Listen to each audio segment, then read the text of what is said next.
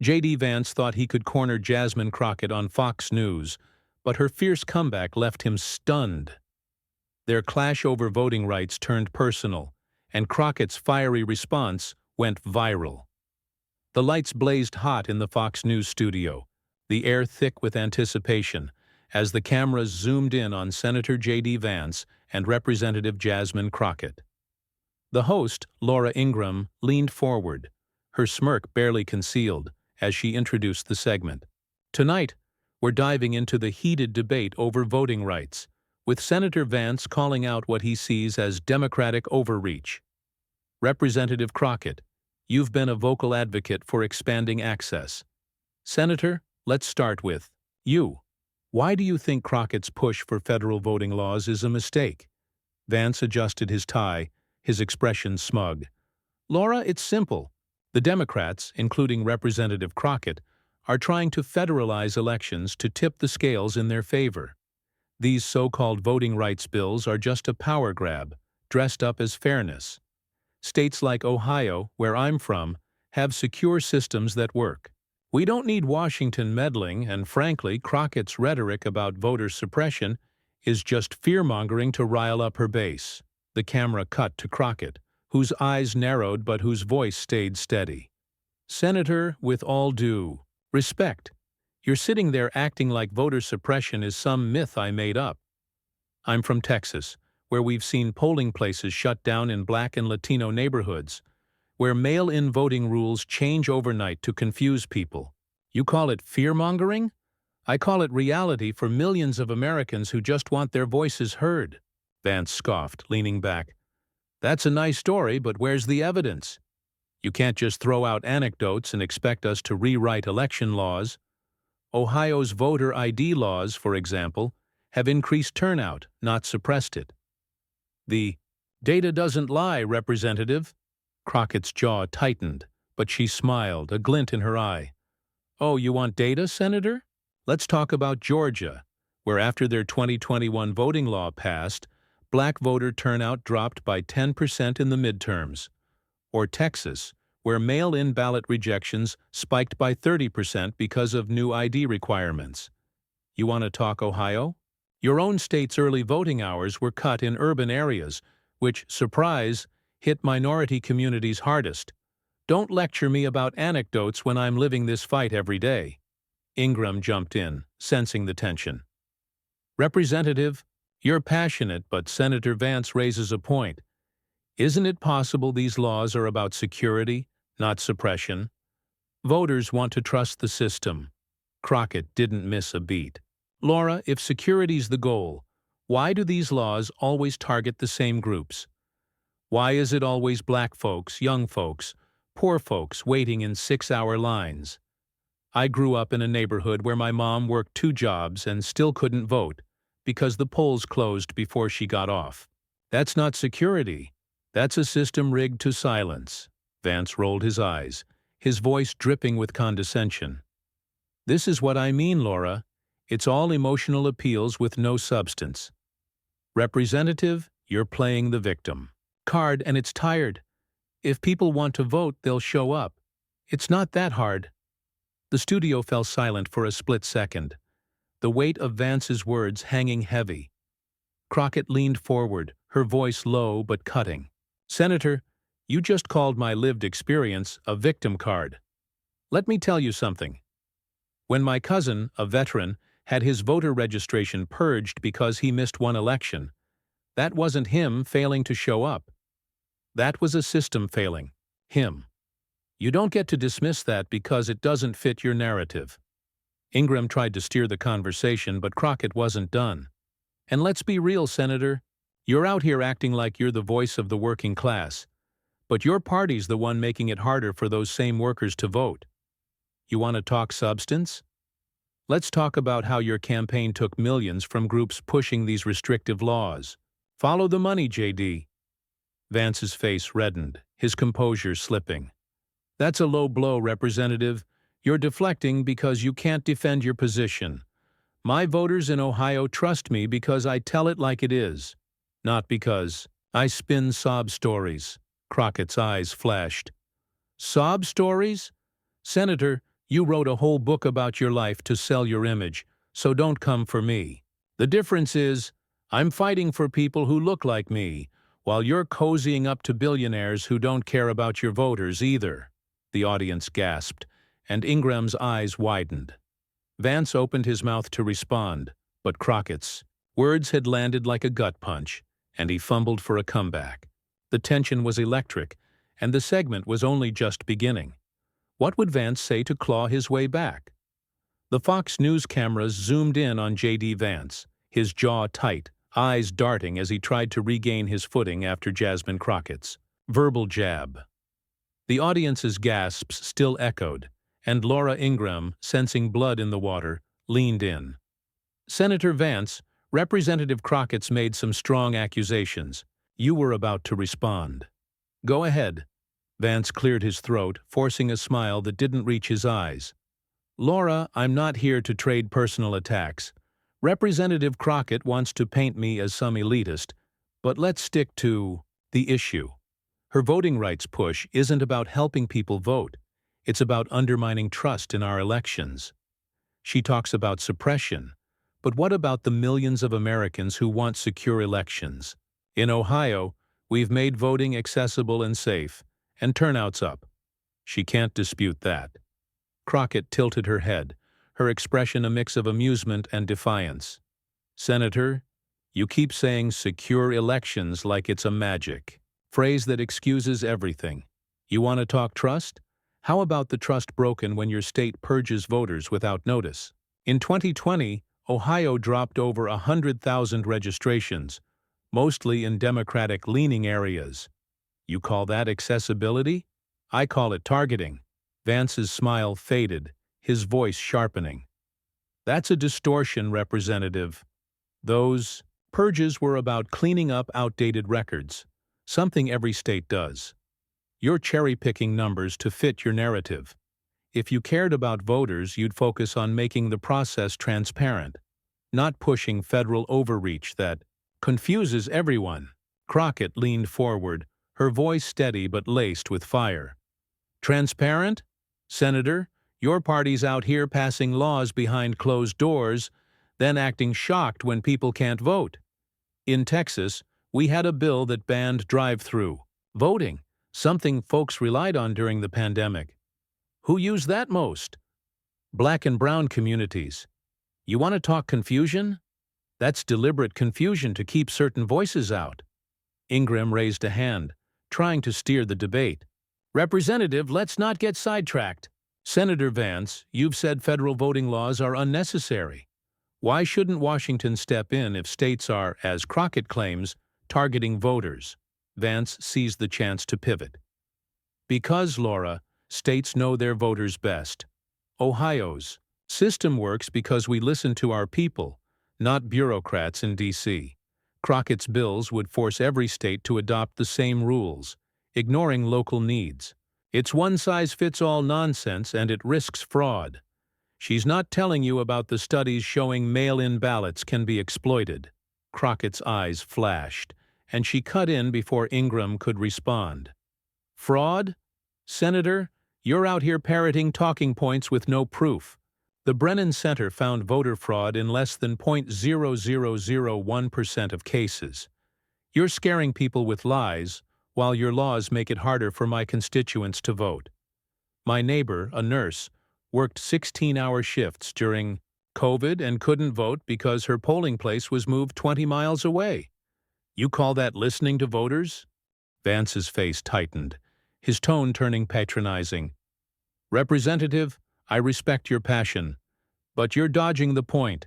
If your neighbor couldn't vote, that's a local issue, not a federal one. Stop blaming Ohio for Texas's problems. Maybe if you focused on fixing your state instead of grandstanding, things would improve," the audience murmured, and Crockett's smile was razor-sharp. "Grandstanding? Senator, you built your career on a book that turned your life into a sob story for profit, so don't lecture me about focus. I'm fighting for people like my neighbor because I know their struggle. You? You're fighting for airtime and donors who want these laws to stay in place." Vance's eyes narrowed, his voice rising. "That's rich. coming from someone who's made a career out of playing the race card. You accuse me of chasing donors? Look in the mirror. Your party's bankrolled by coastal elites who don't care about Texas or Ohio. You're not a hero, Representative. You're a mouthpiece. The studio went quiet, the air crackling with hostility. Crockett's face was calm, but her voice was steel. Call it what you want, Senator. I'm not here for applause. I'm here for the people you're trying to silence. And trust me, they're listening right now. Ingram's eyes gleamed, sensing the moment. We're just getting started, folks. Senator, how do you respond to that? Vance's hands clenched, his next words poised to either dig himself out or bury himself deeper. What would he say to counter Crockett's fire? J.D. Vance's knuckles whitened as he gripped the armrests, his face a mask of barely contained frustration. The Fox News studio buzzed with tension, the audience hanging on every word after Jasmine Crockett's blistering retort. Laura Ingram's prompt echoed in the air, her voice sharp. Senator, Representative Crockett says you're silencing voters. Your response? Vance exhaled, his tone measured but biting. Laura, I'm not silencing anyone. Representative Crockett's throwing around accusations to dodge the real issue. Her party's obsession with federalizing elections undermines democracy. She talks about voters, but her bills would let Washington bureaucrats dictate how Ohio runs its polls. That's not freedom. That's control. And frankly, her sob stories don't change the fact that voter ID laws, like Ohio's, have boosted turnout across the board. Crockett's eyes locked onto Vance, her voice cool but laced with defiance. Senator, you keep hiding behind voter ID like it's some sacred shield. You know what those laws do in practice. In Texas, a student ID isn't valid to vote, but a gun permit is. You're telling me that's about turnout? It's about picking who gets to participate. My cousin, a college kid, got turned away at the polls because his ID wasn't good enough. You call that democracy? Vance smirked, leaning forward. Representative, if your cousin couldn't vote, maybe he should have read the rules. Voting's a responsibility, not a free-for-all. Ohio's ID laws are clear, and our turnout's up 10% since they passed. You can't argue with results. You're just mad because your side's losing the argument. Crockett's smile was tight, her words sharp. Losing? Senator, the only thing losing here is your credibility. You talk results? Let's talk Wisconsin, where voter ID laws blocked 40,000 voters in 2020, mostly black and young. Or Texas, where my district lost 3 polling places in 1 year. You're not boosting turnout. You're boosting barriers, and you know it. Ingram jumped in, her voice smooth but probing. Representative, Senator Vance says his state's turnout proves these laws work. Are you saying Ohio's doing it wrong? Crockett didn't flinch. Laura, I'm saying Ohio's senator is cherry-picking stats to dodge the truth. Turnout might be up for some, but who's getting left behind? In Ohio, early voting sites in black neighborhoods were cut by 20% last election. That's not a coincidence. It's a strategy, and Vance is out here defending it while acting like he's the voice of the people. Vance's face flushed, his voice rising. That's outrageous. You're accusing me of rigging elections with zero proof. I've spent my career fighting for working-class voters, unlike you, who's just parroting DNC talking points. You don't care about Ohioans. You're using this to score points with your base. Crockett leaned forward, her voice low and cutting. Don't you dare tell me what I care about, Senator. I'm fighting for people who can't vote because your laws shut them out. You want to talk working class? My dad was a truck driver who missed elections because polls closed before his shift ended. Your secure system doesn't work for him or millions like him. You're not their champion. You're their roadblock, the audience murmured, and Ingram's eyes flicked to Vance. Senator, she's challenging your record. How do you answer? Vance's jaw clenched, his tone sharp. I answer with facts. Ohio's voter rolls are cleaner, our elections are safer, and our turnout's higher than ever. Crockett's anecdotes don't change that. She's pushing a narrative to divide people, not unite them. If she wants to help voters, she should stop fear-mongering and start working across the aisle. Crockett's laugh was short and sharp. Work across the aisle? Senator, your party's the one slamming doors on compromise.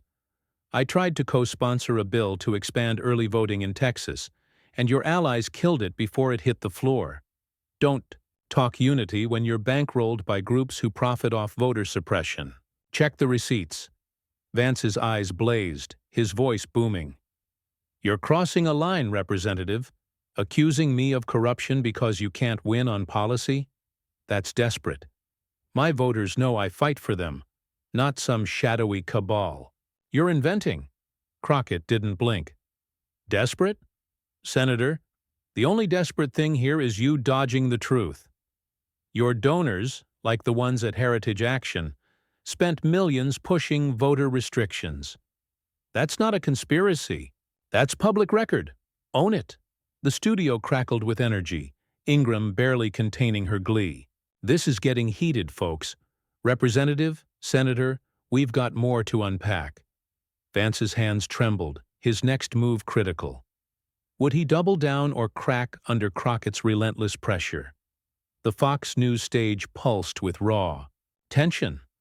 The audience riveted as J.D. Vance's hands shook, his eyes burning with defiance. Jasmine Crockett sat poised, her gaze unyielding, daring him to respond. Laura Ingram, her voice dripping with anticipation, stoked the fire. Senator Vance, Representative Crockett's called out your donors and your record. She's not backing down. What do you say to that? Vance leaned forward, his voice tight but forceful. Laura, I'm done with the smear tactics. Representative, Crockett's trying to distract from her weak argument by dragging my supporters into this. My voters in Ohio don't care about her conspiracy theories. They care about secure elections, and that's what I deliver. Her federal voting bills would open the door to chaos, letting non-citizens vote and flooding the system with unverified ballots. That's the real threat, not some made-up suppression narrative? Crockett's eyebrows shot up, her voice sharp and incredulous. Non-citizens voting? Senator, you're out here peddling lies that have been debunked 100 times. The Cato Institute, not exactly a liberal hotspot, found zero evidence of widespread non-citizen voting. You're not protecting elections. You're protecting your power by scaring people. And let's not forget, your own state's voter purges hit lawful citizens like veterans and seniors hardest. That's who you're securing the vote against. Vance's face reddened, his tone rising. Don't lecture me about veterans, Representative. I've fought for them my whole career. You're twisting facts to fit your story. Ohio's purges target inactive registrations, not active voters. And if you're so worried about seniors, why's your party pushing mail-in voting that confuses them? I've seen it in my state, elderly folks misled by poorly designed ballots. That's on you. Crockett's smile was icy, her words cutting. Misled? Senator, the only thing misleading here is you acting like you care about seniors, while your laws make it harder for them to vote. In Texas, we had a 90-year-old woman turned away because her ID was expired by a month. She'd voted in every election since Eisenhower. You call that secure? I call it shameful, and it's happening because of policies you defend, Ingram interjected, her eyes gleaming. Representative, you're making bold claims. Senator Vance, is she right? Are these laws hurting the very people you say you're protecting? Vance's jaw tightened, his voice sharp. Laura, she's exaggerating. Every system has hiccups, but Ohio's laws ensure fairness. Crockett's painting a dystopia that doesn't exist. Her bills would make it easier to cheat, plain and simple. She's not fighting for voters. She's fighting for her party's grip on power. That's why she's dodging the fraud issue. Crockett's laugh was low and fierce. Fraud issue? Senator, you've got no fraud to point to, so you're making it up. The Heritage Foundation's own database found less than 2,000 fraud cases over decades, out of billions of votes. Meanwhile, your laws disenfranchised 200,000 Texans last election, mostly minorities. That's not a hiccup, that's a disaster. And you're out here acting like it's my party's fault? Look at your own backyard. Vance slammed, his hand on the desk, his voice booming. Enough! You don't get to rewrite reality, Representative. My backyard's cleaner than yours. Ohio's elections are a model for the country, and you're just jealous because Texas can't get it together. Stop blaming me for your failures and start taking responsibility. The audience gasped, and Crockett's eyes narrowed, her voice steady but lethal. Responsibility? Senator, I take responsibility for fighting for every voter, every day. You take responsibility for cozying up to groups that bankroll voter suppression. You want to talk failures? Let's talk your failure to face the truth. Your laws hurt people, and you're too proud to admit it. Ingram's voice cut through, barely containing her excitement. Senator, she's coming for you. What's your rebuttal? Vance's face was a storm of anger, his words poised to either strike back or unravel completely. Crockett sat back, her calm demeanor a stark contrast to his fury. The stage was set for an explosive showdown, and everyone knew it. The Fox News studio was a pressure cooker, the air thick with hostility as J.D. Vance's face twisted with fury. Jasmine Crockett's unyielding calm only seemed to stoke his anger further. Laura Ingram's voice, sharp with glee, sliced through the tension. Senator Vance, Representative Crockett's thrown down the gauntlet. Your rebuttal? Vance's voice trembled with barely contained rage. Laura, I'm sick of this. Representative Crockett's built her whole argument on lies and half-truths. She accuses me of hurting voters, but her party's the one pushing chaos with their voting schemes. Ohio's system is fair, it's secure, and it works. She can't stand that because it doesn't fit her victim narrative. She's not here for voters. She's here for headlines, and I'm done letting her slander me. Crockett's eyes glinted, her voice steady and piercing. Slander? Senator, I'm stating facts you can't refute. Your laws in Ohio cut early voting in black communities by 20%. Your purges kicked off lawful voters, like my aunt, who's voted for 40 years but missed one election and got erased. You call that fair? I call it a disgrace, and you're out here defending it like it's your legacy. Vance's hands shook, his voice rising to a shout. You don't get to lecture me about legacy. I've fought for Ohioans, for their jobs, their families, their right to a secure vote. You're just a loudmouth with a law degree, twisting stories to make yourself a hero. Your bills would wreck our elections, and you know it. You're not fooling anyone. The audience gasped, and Ingram's eyes widened, but Crockett didn't flinch. Her voice dropped, calm but deadly. A loudmouth? Senator, I'm the voice of people you're trying to silence. My grandmother stood in line for hours to vote in '64, after her polling place was bombed. She didn't give up, and neither will I. You want to talk wrecking elections? Look at your party's laws, making it harder for folks like her. That's the real crime, and you're complicit. Vance's face was crimson, his words spitting out. Complicit? You're delusional. You're the one pushing for open borders and unchecked ballots, letting anyone vote without verification. Ohioans trust me because I protect their vote, not because I spin tales like you. You're a fraud, Crockett, and everyone sees it. Crockett leaned forward, her voice rising with controlled fury. A fraud? Senator, the only fraud here is you acting like you're for the people while your laws lock them out. I've got the receipts. Your donors at the American Legislative Exchange Council wrote the playbook for voter suppression. You're not protecting votes, you're protecting power. And let me tell you something, J.D. My constituents, the ones you call anyone, they're watching, they're voting, and they're coming for your seat. The studio erupted in murmurs, and Ingram tried. to interject. "Representative, Senator, let's—" But Vance cut her off, his voice a roar. "You think you can threaten me? I've faced worse than you and I'm still standing. You're out of your depth and this debate proves it.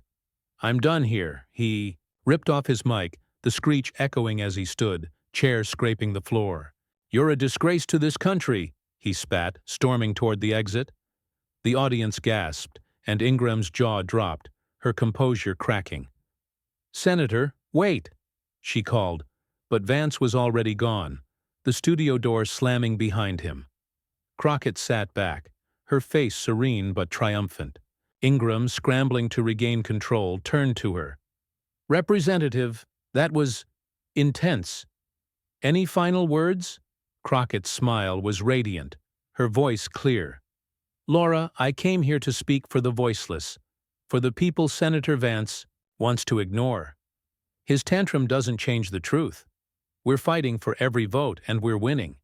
This isn't about me, it's about them, and they're not giving up." The audience burst into applause, some standing, their cheers drowning out Ingram's attempt to wrap the segment. Crockett's words hung in the air, unassailable, as the cameras lingered on her. The clip of her final statement spread like wildfire online, shared by millions, sparking debates in homes and on airwaves. Vance's outburst became a meme, his exit a symbol of defeat. Crockett, unshaken, had turned the showdown into a rallying cry, her powerful response cementing her as a force no one could silence.